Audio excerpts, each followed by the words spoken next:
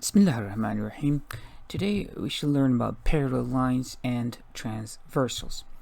So if I were to draw a line over here, like actually two lines over here like this, here's one line and I indicate that those are lines, and I have a second line over here like such, and in this case they're not parallel, right? They don't even look parallel, correct?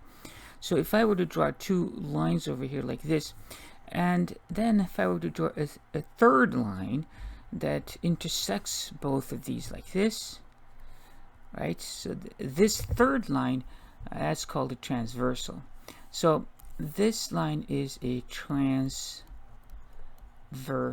because it kind of like traverses the other two lines. So a transversal is a line that intersects two other lines at two different points like this.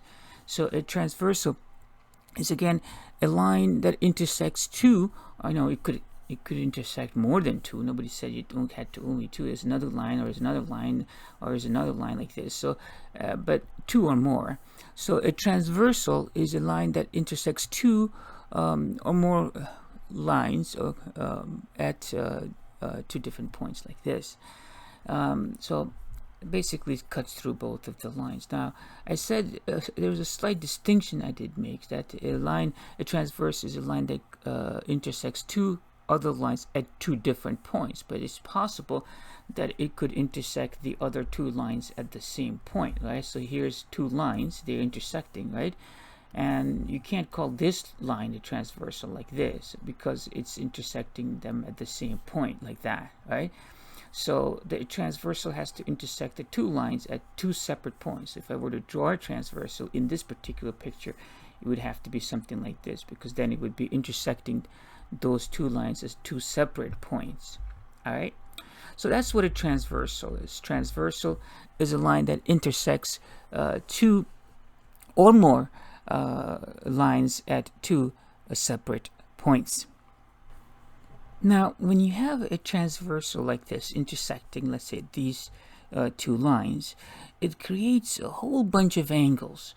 Let's label these angles. This is angle 1 here, angle 2 here, angle 3, angle 4, and 5, 6, 7, and 8. So in fact, of course, 4 angles here and 4 angles over here, and those 4 angles are created. And now these angles are given names because they come to be very useful, and we talk about them a lot, especially when it comes to parallel lines. Now in this case, these lines are not parallel, but the same terminology applies to either parallel or non-parallel lines. So there's a whole host of angles that are created. All the angles that are like the sandwich between these two lines, okay, they're sandwiched between these two lines, and you can call this one like line L and line N, for example, and you can call this one T, affectionately for transversal. So all the lines that are sandwiched between this line L and line N, for example, they are called interior angles. Okay, so these angles, angle 4, 3, 5, and 6, those are called interior angles. All right, these are called interior angles, and all the angles that are on the outside, they're not sandwiched between these two lines, they're called exterior angles. So these angles and these angles are exterior angles. Angle 1, 2, 7, 8, these are exterior angles, and these angles over here, 3, 4, 5, and 6, these are interior angles. All right, that's easy enough. So these are interior angles, and these are exterior angles over here. So again, when a transversal cuts through two lines over here, it creates a host of angles, 8 of them specifically over here, and all the angles that are sandwiched between these two lines, they're called interior angles, and all the ones that are on the outside, they're called exterior angles. All right, so that's easy enough, interior angles and exterior angles. But before we go on, there's just a couple of simple things I wanted to bring to your attention. First is that these angles angle 2 and 4, for example. These are easy. They're given names. We know these names already. These are vertical angles. Vertical angles are angles that are non-adjacent angles when two lines intersect, right? So 2 and 4 are vertical angles, and we already know that vertical angles, all vertical angles are congruent. 1 and 3 are vertical angles, and similarly 5 and 7 are vertical angles, and 6 and 8 are vertical angles. Okay, so we know those names already. So we have 4 pairs of vertical angles. That's easy enough. Also, we'll know that 1 and 2 are linear pair, and they're supplementary. We also know that 2 and 3 are linear pair, and they're supplementary. And 3 and 4 are linear pair, supplementary. And 1 and 4 are a linear pair and supplementary, aren't they? So we have a whole bunch of supplementary angles. These two are supplementary. Those are supplementary because here's a right? So we have a whole bunch of supplementary angles and a whole bunch of vertical angles. And here we have 5 and 8 are supplementary, 5 and 6 are supplementary, right? And 6 and 7 is supplementary, and 7 and 8 are supplementary angles. So we have a whole host of vertical angles and supplementary angles. All right. Now, back to our angles that we learned today. The interior angles over here and the exterior angles on the outside. So, among the interior angles, we have two separate angle pairs that we have to learn. And among the exterior angles, we have 2 separate pairs that we have to learn. What do we mean by that? Okay, now, look. Perhaps the most important pair of this is this. Angle 2 and angle 6, okay? They form a pair of angles, and these are called corresponding angles. Okay, these are very important. C-O-R-R-E-S-P-O-N.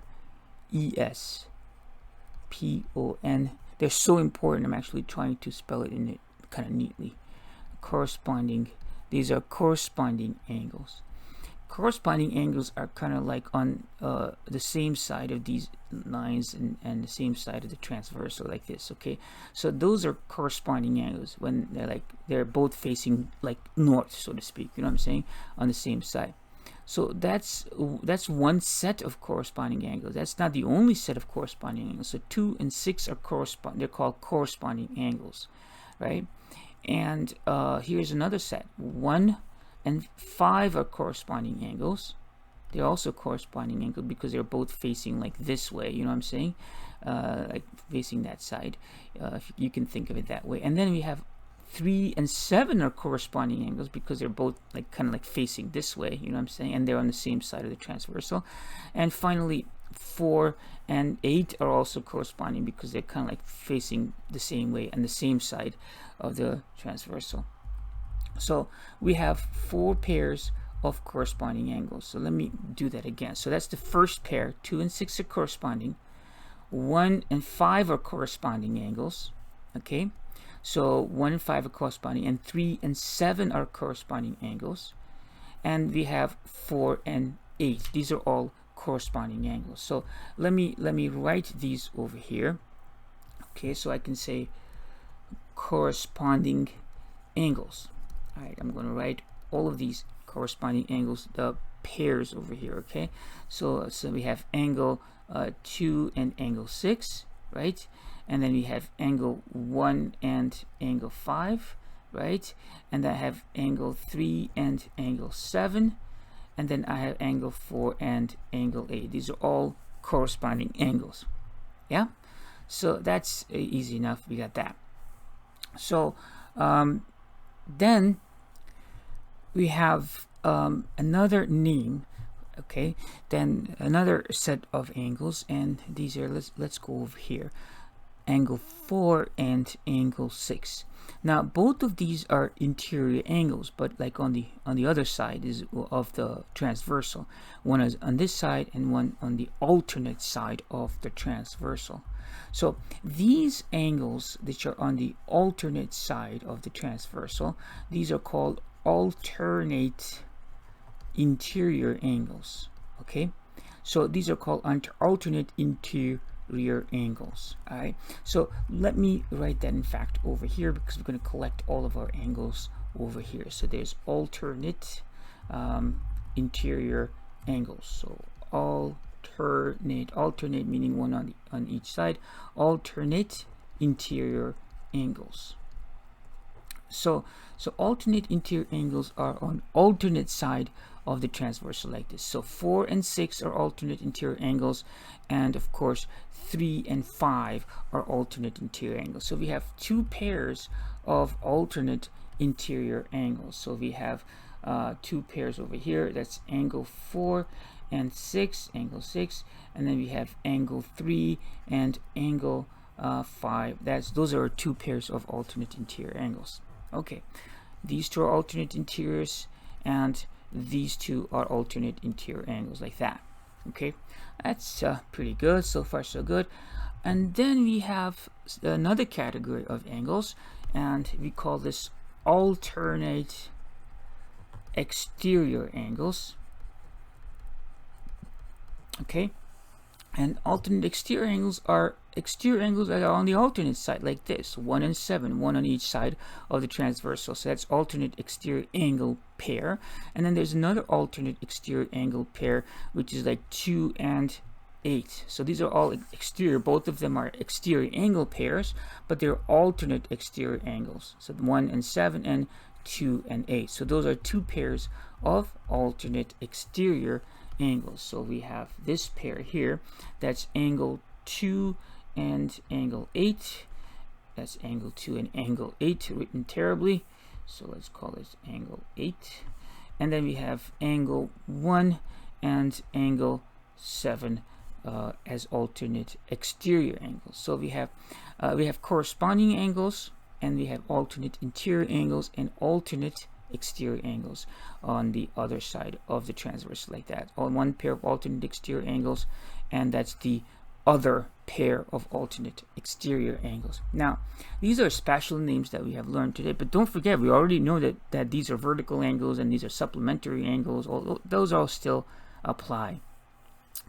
And the last category of angles is the following. Okay, and these are interior angles on the same side of the transversal. Okay, the same side of the transversal, and these are called corresponding interior, so consecutive interior angles. C-O-N-S-E-C-U-T-I-V,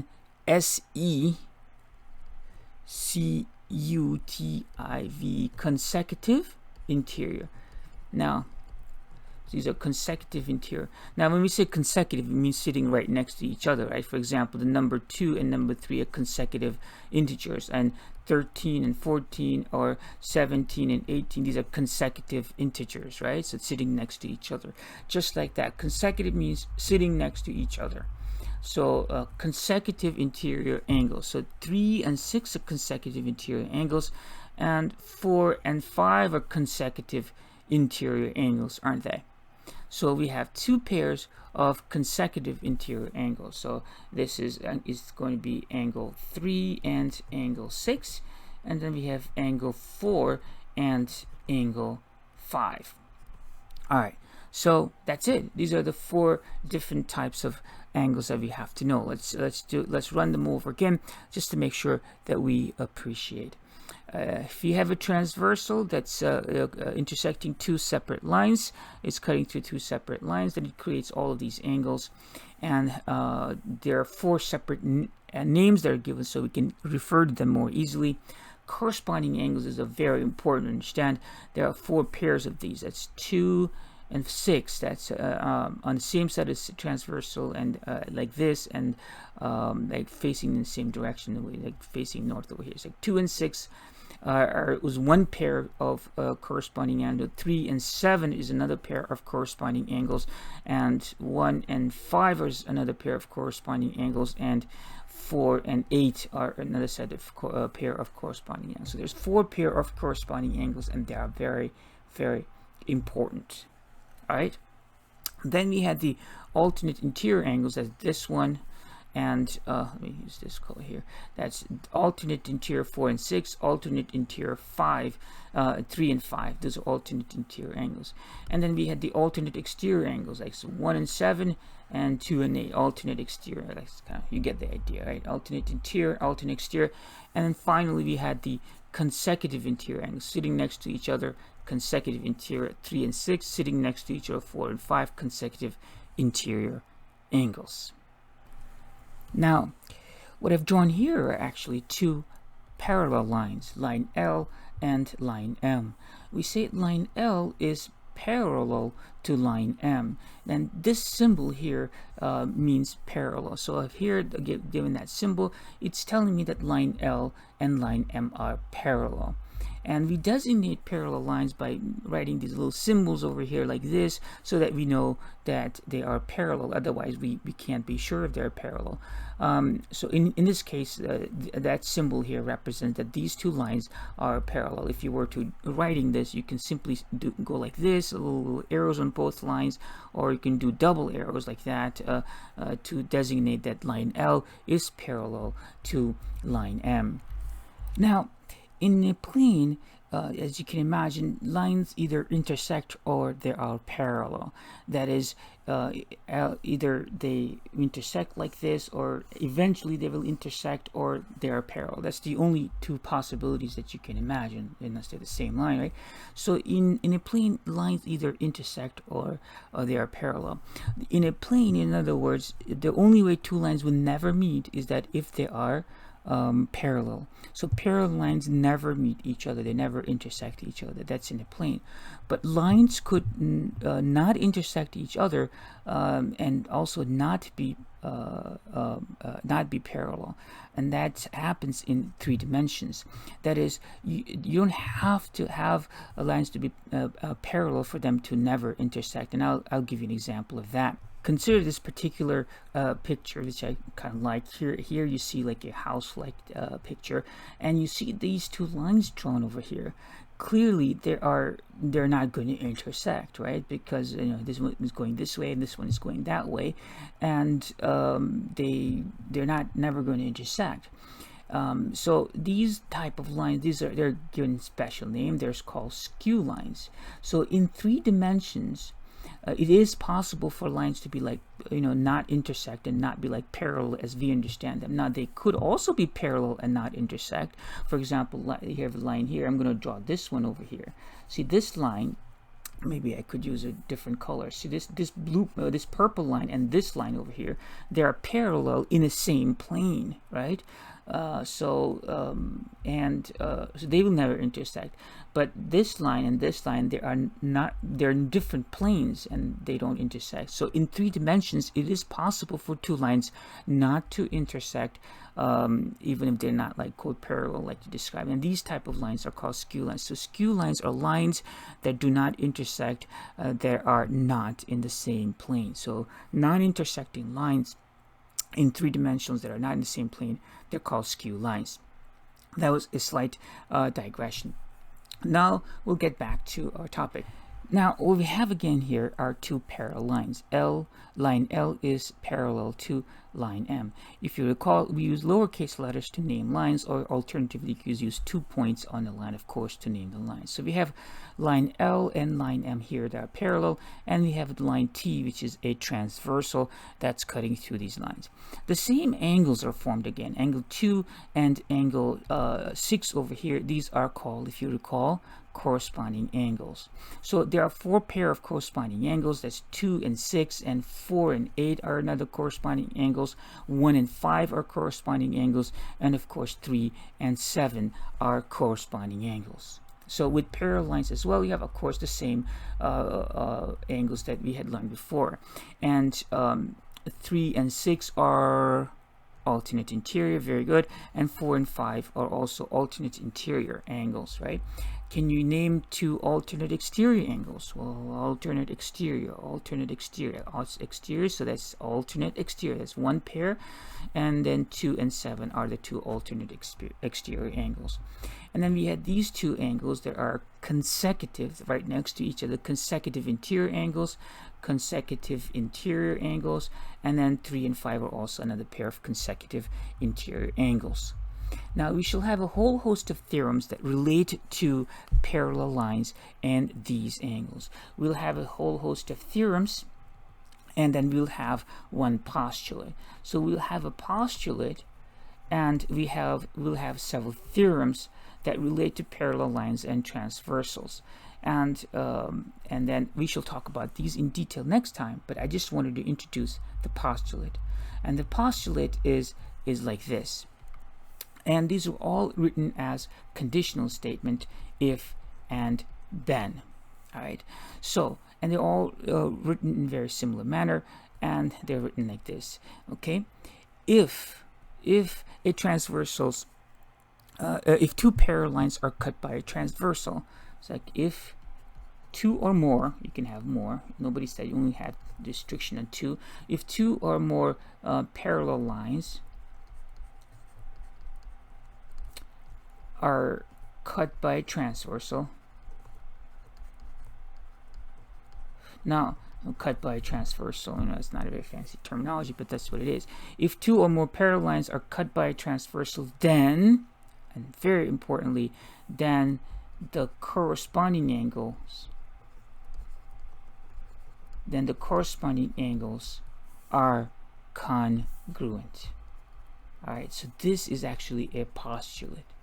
And this is the most important postulate because from these we derived various other theorems. So we have to memorize this. If two parallel lines are cut by transversals, two or more. If two or more parallel lines are cut by transversal. Now you don't always have to say this because it's assumed. So we just say if two parallel lines are cut by transversal, then the corresponding angles are congruent. That is, angle 2 and angle 6 are going to be congruent.